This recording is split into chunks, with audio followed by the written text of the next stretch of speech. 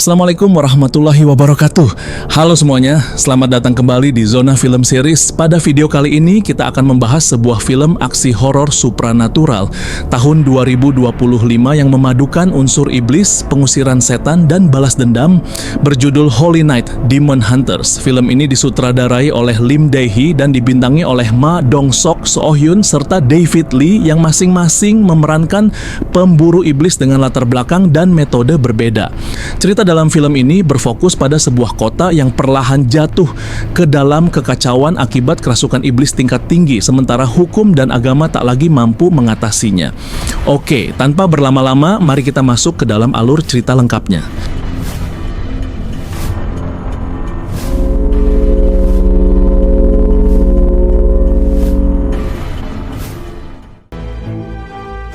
Di awal cerita, kita diperlihatkan kondisi kota Seoul, Korea Selatan yang tengah diguncang kepanikan massal. Berbagai pemberitaan menyoroti aksi teror kejam yang dilakukan oleh sekelompok orang terorganisir. Namun yang membuat kasus ini semakin mengerikan, para pelaku bukan berasal dari kalangan gangster atau preman, melainkan warga sipil biasa yang mendadak bertindak layaknya orang kerasukan.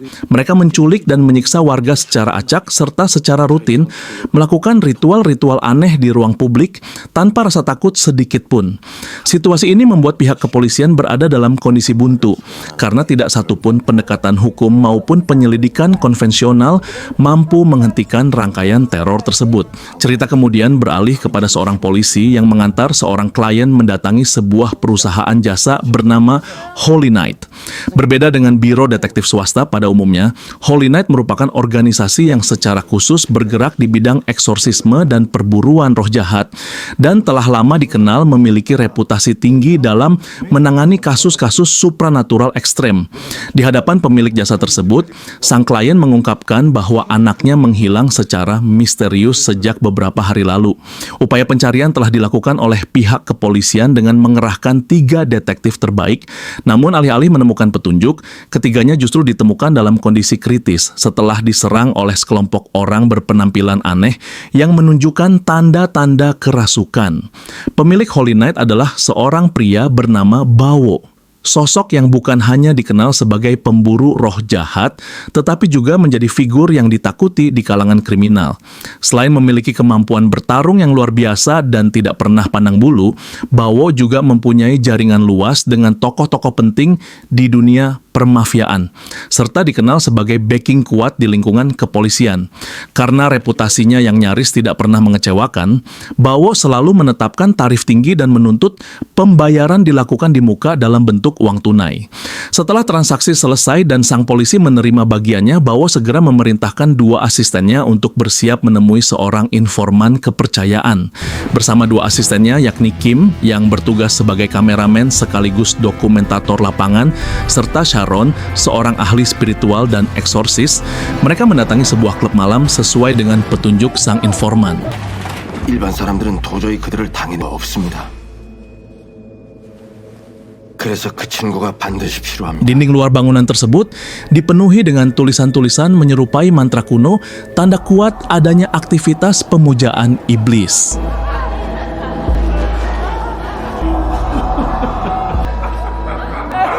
Di lokasi itulah Bawo menyadari bahwa tempat tersebut telah berubah menjadi markas sekte sesat, tempat para pemuja iblis berkumpul, dan di sanalah anak dari kliennya disekap menunggu waktu untuk dijadikan tumbal ritual. Ketika memasuki gedung, Bawo langsung dihadang oleh penjaga sekte yang memaksanya untuk terlibat dalam pertarungan.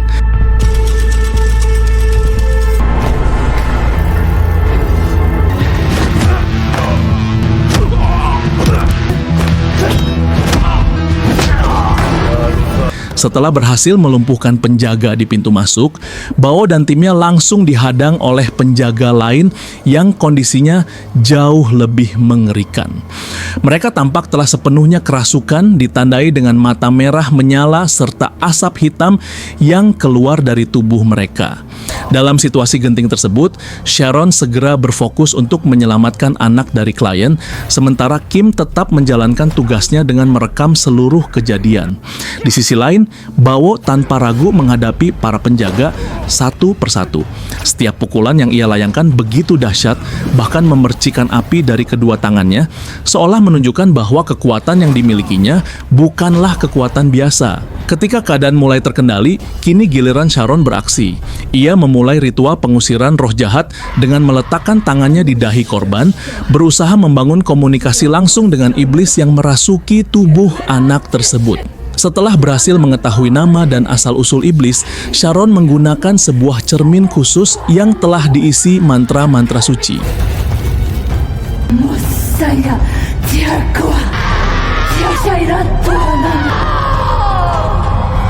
Melalui proses itu, roh jahat akhirnya terusir dan anak si klien pun berhasil diselamatkan. Setelah ritual selesai, para anggota sekte yang sebelumnya kerasukan perlahan kembali ke kondisi normal. Bawo kemudian memerintahkan Kim untuk meringkus mereka dan menyerahkannya kepada pihak berwajib. Namun, Kim dibuat terkejut ketika menemukan tato berbentuk bintang aneh di bagian leher masing-masing anggota sekte. Melihat hal itu, Bawo berspekulasi bahwa tato tersebut kemungkinan besar merupakan tanda keanggotaan sekte sesat yang jauh lebih besar dan terorganisir.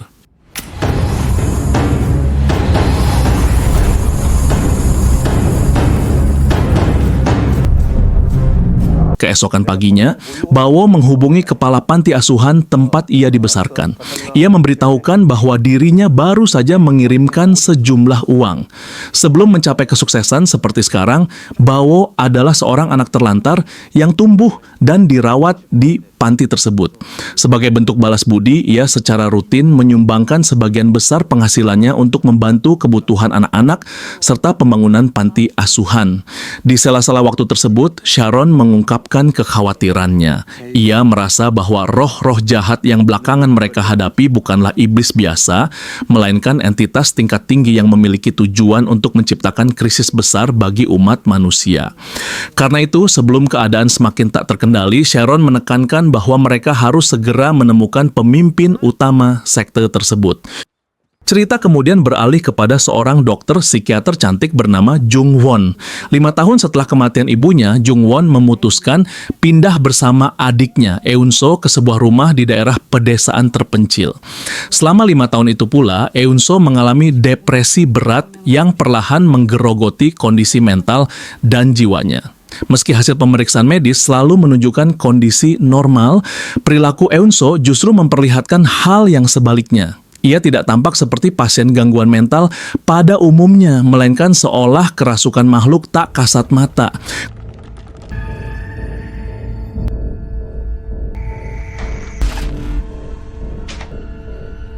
Kondisi ini membuat para dokter menyarankan agar Jung Won mencari orang pintar atau ahli spiritual untuk menangani kasus tersebut.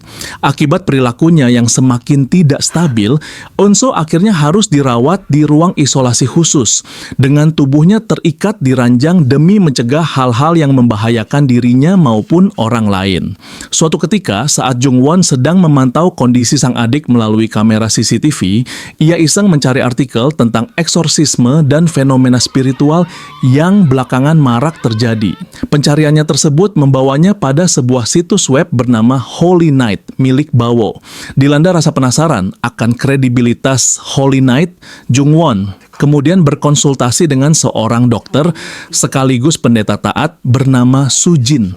Sujin menjelaskan bahwa dunia medis memang sulit menerima sesuatu yang tidak dapat dijelaskan secara ilmiah. Namun berdasarkan pengalamannya, ada kasus-kasus tertentu yang sejatinya merupakan penyakit rohani, bukan medis. Ia pun menegaskan bahwa Bawo, ketua Holy Night, adalah teman lamanya dan sosok yang sangat bisa diandalkan untuk menghadapi kasus seperti ini. Cerita kembali berfokus pada Bawo yang baru saja tiba di markas Holy Knight. Ia dibuat terkejut ketika mendapati Jung-won tiba-tiba berdiri di hadapannya.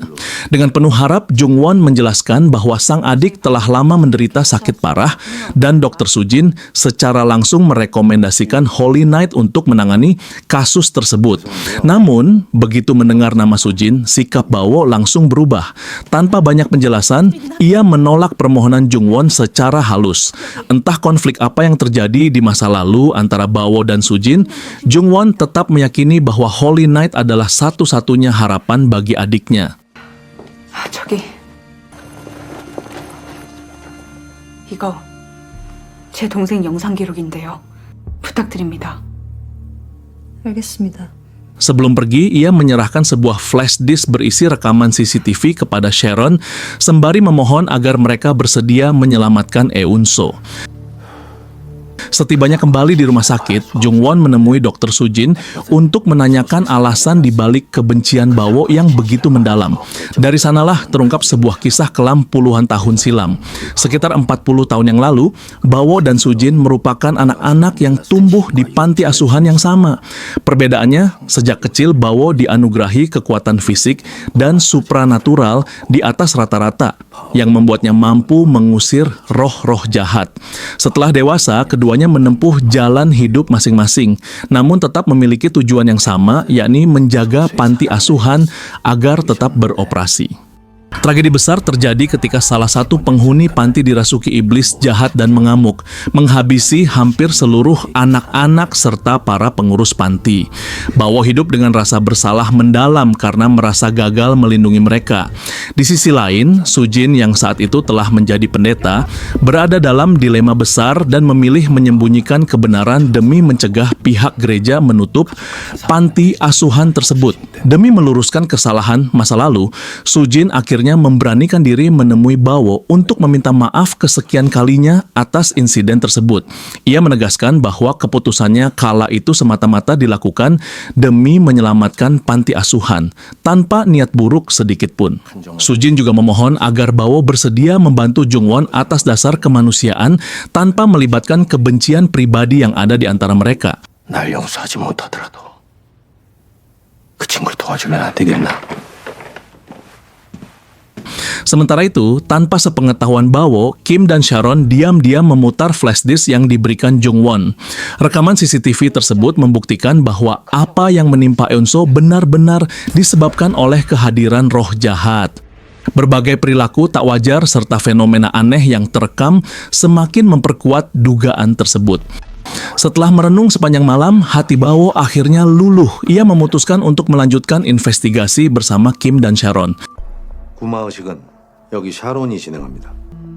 제가 미리 말씀을 못 드렸지만 이런 경우에 은서 주변으로 마귀라고 불리는 Pada suatu malam, iblis yang merasuki Eun-so mulai menunjukkan agresi nyata hingga merusak salah satu kamera pengawas. Namun yang lebih mengkhawatirkan, Kim menemukan fakta bahwa pada hari pertama Jung-won membeli rumah tersebut, seorang teknisi CCTV yang disewa pemilik lama terlihat memiliki tato bintang di lehernya.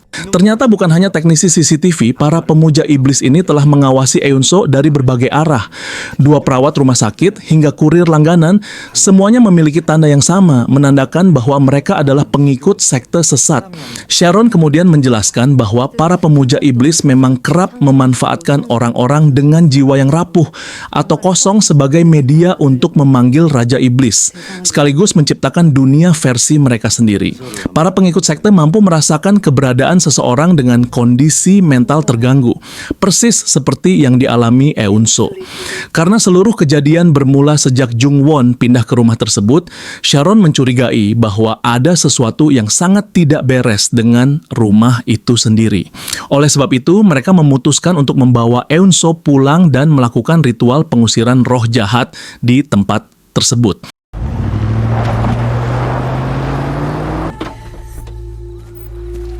Berlokasi di kamar tempat Eun-so pertama kali mengalami kerasukan, Bawo dan timnya segera melakukan persiapan ritual.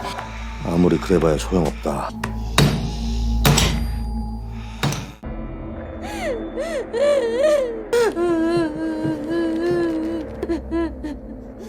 아저씨가 Setelah Eunso diikat pada sebuah kursi, Sharon melingkarinya dengan garam dapur yang dipercaya mampu menahan dan menekan aura jahat agar tidak menyebar ke seluruh ruangan. 몸에서 추방하는 거예요. Tahap pertama eksorsisme pun dimulai, yaitu memaksa iblis menyebutkan nama aslinya, sebab pengusiran hanya dapat berhasil apabila identitas asli sang iblis diketahui. Namun upaya tersebut tidak membuahkan hasil. 이제부터 내가 묻는 말에 대답해. 내 몸에 손대지 마. Sharon kemudian menggunakan cermin andalannya untuk menekan iblis agar membuka mulut. Tetapi yang terjadi justru di luar dugaan. Iblis tersebut tertawa keras sebelum memecahkan cermin itu, lalu melantunkan mantra terlarang yang membuat seluruh rumah seketika diselimuti kegelapan. Menyadari bahwa mantra tersebut digunakan untuk memanggil para pengikutnya, Bawo segera meninggalkan kamar untuk memeriksa seluruh rumah. 내가 확인하고 올 테니까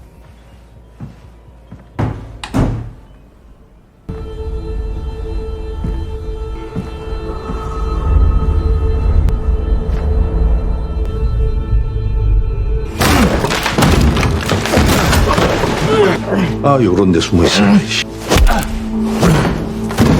Benar saja, setelah berhasil melumpuhkan satu penjaga, muncul penjaga lain dengan jumlah yang jauh lebih banyak. Hal ini memaksa Bawo terlibat perkelahian brutal di lorong rumah yang sempit.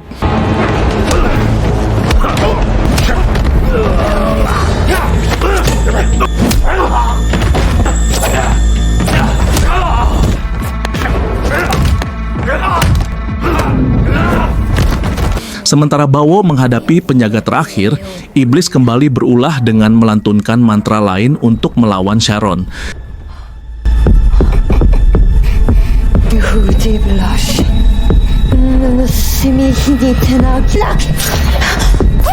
Mantra tersebut membuat tangan Sharon melepuh, merusak mesin sensor vital, bahkan memungkinkan iblis berdiri dengan gagah dan menantangnya bertarung adu mantra.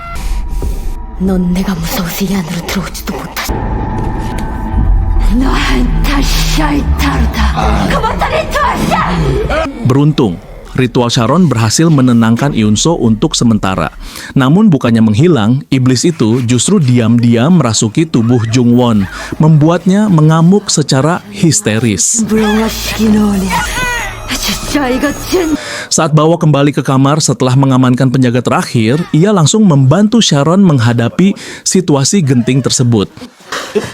상만 씨에게 잠시 악기가 들어왔어. Karena berbagai metode eksorsisme tidak kunjung berhasil dan fenomena aneh terus bermunculan, Sharon mencurigai adanya penghalang lain yang memutus jalur ritual.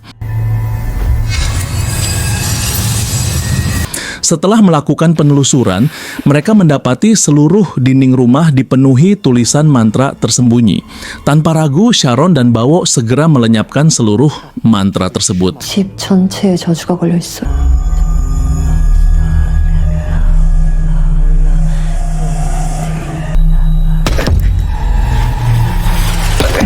Kembali ke kamar Eunso, iblis kini menyerang langsung Bawo dengan serangan mental, membuatnya berhalusinasi bertemu iblis lain yang membisikkan kembali tragedi di panti asuhan 15 tahun silam. 아이들이 다 죽은 거야. 넌 이 아이도 죽이게 될. Emosi Bawo pun terpancing hingga tanpa sadar ia mencekik sosok yang ternyata adalah Sharon yang sedang berusaha menolongnya.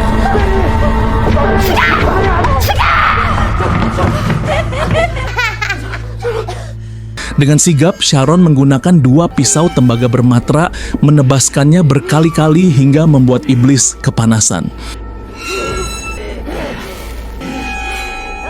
Tak mau kalah, iblis kembali membaca mantra disertai hembusan napas dingin dari mulutnya, menyebabkan seluruh rumah membeku.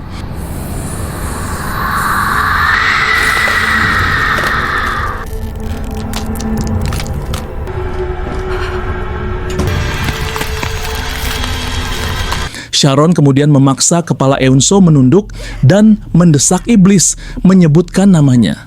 Saat Jung-won melihat adiknya kesakitan, ia secara refleks malah mendekat.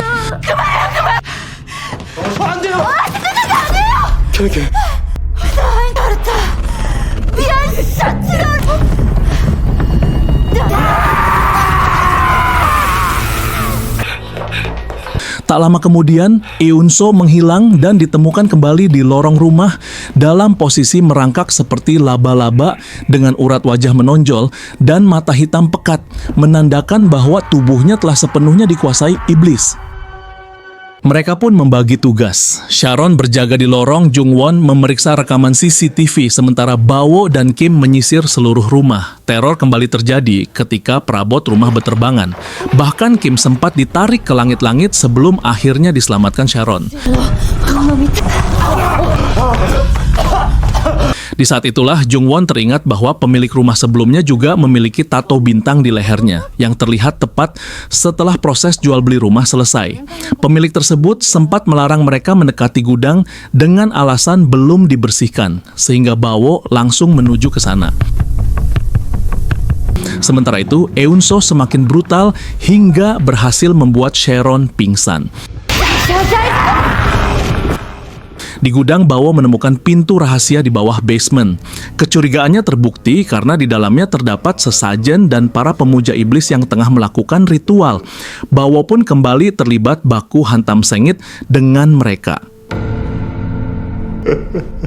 상처받은 자야.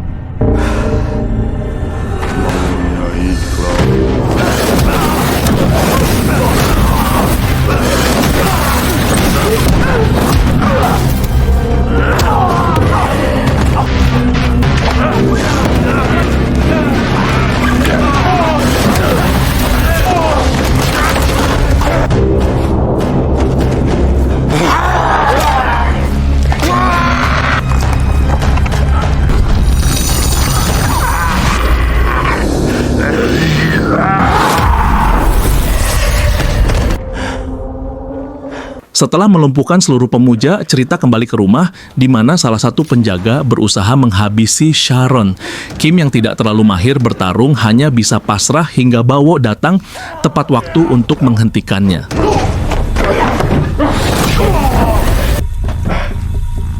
Saat Sharon masih tidak sadarkan diri, iblis masuk ke alam bawah sadarnya dan menyatakan bahwa usaha mereka sia-sia.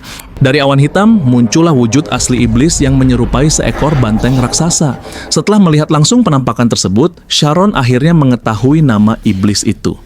Iblis tersebut bernama Moloch, makhluk kejam pemakan jiwa anak-anak dan remaja. 널 시간이 끝났다.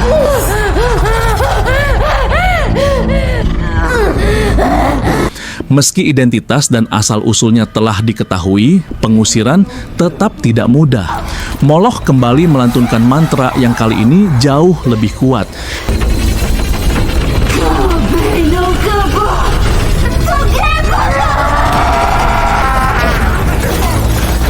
Dengan kekuatan mengerikan, Moloch membuka portal iblis untuk menarik Eun-so ke alamnya.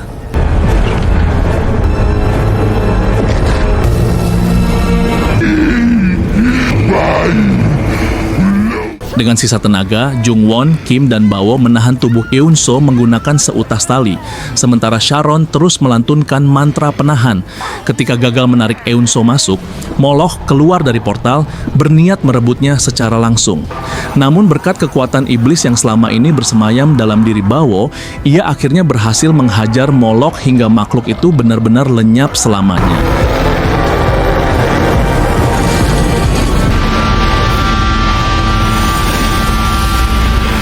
Dengan musnahnya Moloch, ketegangan pun berakhir. Eun-so siuman dan kembali normal. Tidak ada korban jiwa dalam peristiwa ini, namun sebuah ancaman besar masih membayangi karena iblis akan selalu mencari cara untuk kembali dengan rencana yang jauh lebih tak terduga. Dan disitulah cerita pun berakhir. Itulah tadi ringkasan lengkap dari film Holy Night, Demon Hunters. Sebuah kisah yang memperlihatkan bahwa kejahatan tidak selalu berwujud nyata dan terkadang musuh paling berbahaya justru berasal dari sisi gelap manusia itu sendiri. Jika kalian menikmati konten ringkasan film seperti ini, jangan lupa klik tombol like, subscribe channel ini, dan aktifkan lonceng notifikasi agar tidak ketinggalan pembahasan film-film menarik lainnya. Terima kasih sudah menonton. Sampai jumpa di pembahasan film selanjutnya bersama Zona Film Series. Saya akhiri. Wassalamualaikum warahmatullahi wabarakatuh.